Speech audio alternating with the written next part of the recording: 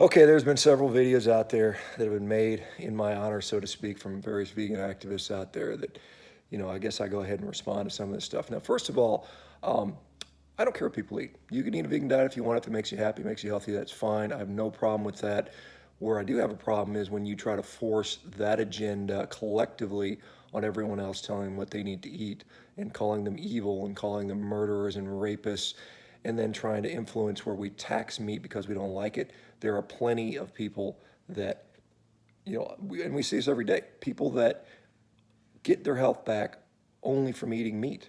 And there's undeniable proof of that now. Go to Meat Heals, check out the website, check out the thousands of people that visit my websites that are on my Instagram page that every day are talking about how much healthier they got eating meat.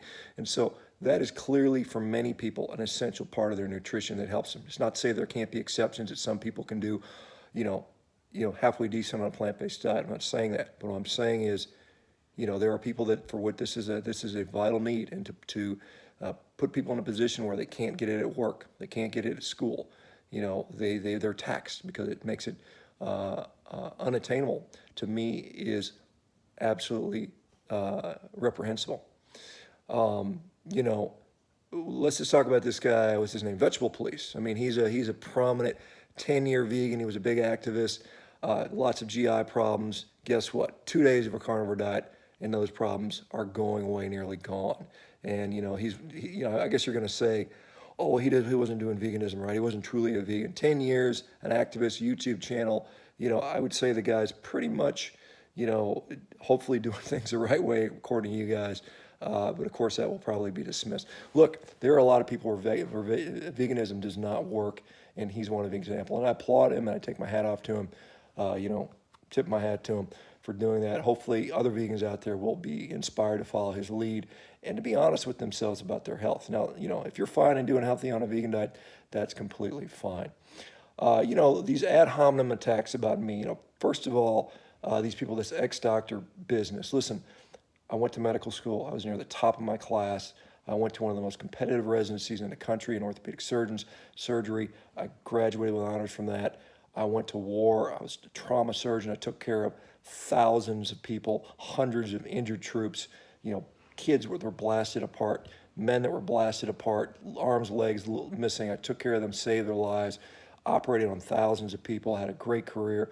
Only when I decided that I no longer wanted to put surgeries on people when rather they could benefit from lifestyle that impacted the hospital's bottom line, did I get into trouble with the hospital.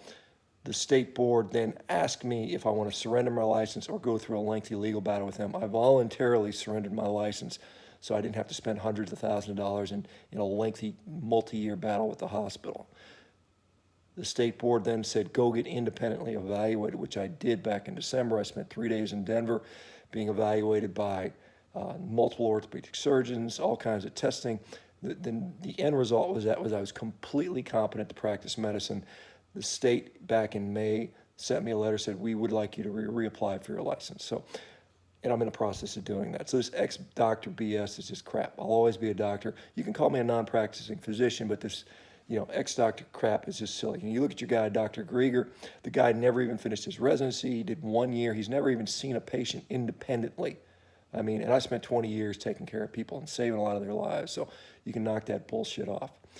The next thing about my health, look, you sit there and say there's some single lab value or a couple lab values that indicate your health. For one, testosterone. I tested it one day, it was low. Guess what? Testosterone varies every single day. I'm a 50-plus-year-old guy, 245, 250 pounds of lean muscle, stronger than 99% of the people on the planet. I am about to break a world record on a Concept 2 machine in 1,000-meter distances, which is an incredibly cardiovascularly difficult sport. It's one of the most difficult. Rowing is one of the most physically and cardiovascularly difficult sports on the planet. And I'm at the world-class level, about to break the world record on that, which is not that far off the open world record, to be honest with you guys. And so to sort of pretend I am unhealthy based on that is just ridiculous. It's wishful thinking. You guys don't even understand cholesterol. Saying my LDL was, they didn't even get the numbers right. My LDL was 140 or 135. My total cholesterol was 190 or 205, depending on which test you look at. That is outdated science. You have to look at the big picture. Look at my triglyceride HDL index, 1.2. Look at my C-reactive protein, 0.6. Look at my LPA, my lipoprotein little a, 2, one of the lowest you've ever seen. Look at my insulin sensitivity, my HOMA, my HOMO-IR score, 0.8, incredibly insulin sensitive. Look at my triglyceride glucose index, again, 8.1, incredibly insulin sensitive. Look at my LPI score, again, incredibly insulin sensitive. You guys just don't understand that glucose is a associational marker for diabetes, and at the levels I'm at, it doesn't necessarily mean any pathophysiology. In fact, if you guys want to listen to our HPO podcast with Alessandro Ferretti, you will see where he goes into detail on a number of elite athletes, particularly engaging in high velocity sprint type sports, which is what I do, show high levels of glucose, in the pre-diabetic and diabetic range. And so that is a known phenomenon. It is published in the literature. I quote, I've referenced those studies. And so for you guys that just want to hear what you want to hear and believe these vegan keyboard warriors that have no clue about, clinical context. I mean, it's just ridiculous. So anyway, you can keep pretending your fantasy that I'm unhealthy and I'm going to drop dead any minute, but guess what's not going to happen? I'm only getting faster and better, and I'll put up a video when I break the world record in the rowing here in a couple of weeks, and you guys can say whatever you want about that. But the facts of the matter, I'm one of the fittest guys on the planet, and I'm a carnivore. And if you don't like it, too bad. As far as some individual guys, this clown, this healthy, whatever, happy, healthy, whatever he is. The skinny, the frail, the feeble vegan guy. I mean, the guy's in here talking about how healthy he is because his blood test was different than mine. Come on, give me a break. Look at you. I mean, you're a skinny, fat dude that has almost no muscularity. Muscle mass, lean muscle mass is incredibly important as we age. You don't have much. You have a video. I would take this down if I were you because it's embarrassing. You have a video of you deadlifting 225 as a new quote unquote max for a couple of reps, and you're shaking like a leaf doing it. I mean, that's embarrassing. I mean, my 10-year-old daughter can almost out deadlift you. I mean, that is embarrassing. Then you got a picture of you some athlete because you play basketball. You're shooting a couple shots and then you jump up and can barely touch the rim. I mean, I outweigh you by easily 50 pounds, and I can still dunk it very easily. And I don't even play basketball. So, I don't want to individually pick on people, but if you're going to come after me, you're open season. Okay. So for the rest of you guys, keep up the criticism. Guess what? The carnivore train has left the station. It's not slowing down. All you do when you go after me is you drive more people my way because they want to see what I'm about and they want to see what's going on. Follow me for a little bit. And guess what they see? Every single day, somebody's going to say, hey, I was an ex-vegan.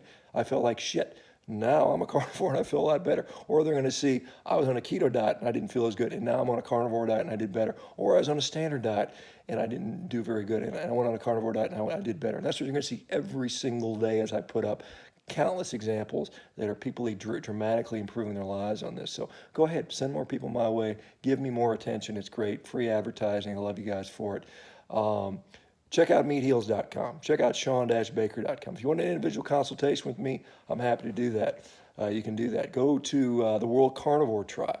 We've got nearly 15,000 people now that are on a carnivorous diet, all doing great. You can go to, for you guys vegans that want help, and I'm honestly serious about that, if you want a safe place to where you won't be harassed by people that are picking on you, and includes you, Veg Police.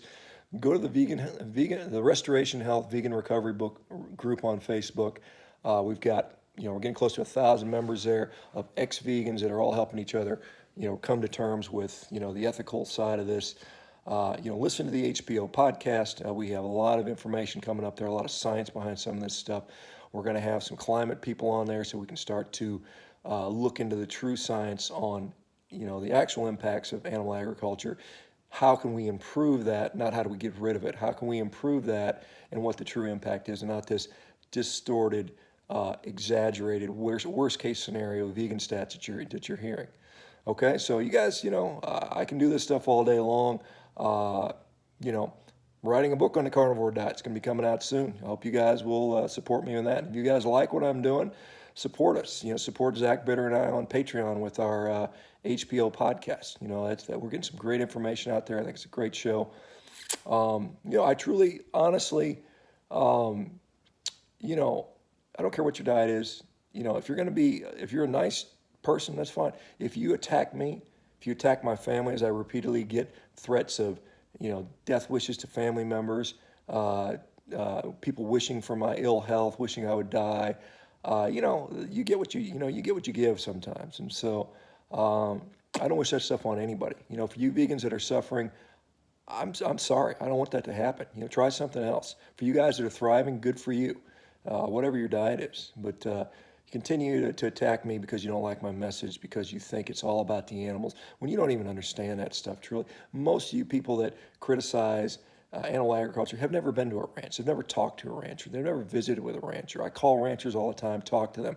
They've never, you've never been to a feedlot to see what's actually going on. All you have is some snippet for some activist movie which shows the worst of the worst, and you extrapolate that to assume that's the case in every single situation. Well, let me tell you, that's not the case. It's never black and white like you think it is. And so you do best to educate yourself. And I'm going to do my part to try to bring some of this stuff to light, whether you guys like it or not. Again, and there's many, many people out there like me. All we care about is results. We don't care about dogma. We're not religious about this. We're not trying to save on some crusade to save something, other than trying to help people out to find out what works for them. So anyway, you guys take care. Thanks for listening. Thanks for watching. Leave your comments down. I don't really respond to these YouTube comments. I just got too much other stuff going on. If you really want to get a hold of me, go on Instagram, go on Twitter. You can email me directly. I'll respond. I'll be more likely to respond to that stuff, just so you guys know. Anyway, I hope everyone's having a good day. Carnivore Diet for the win. You guys take care.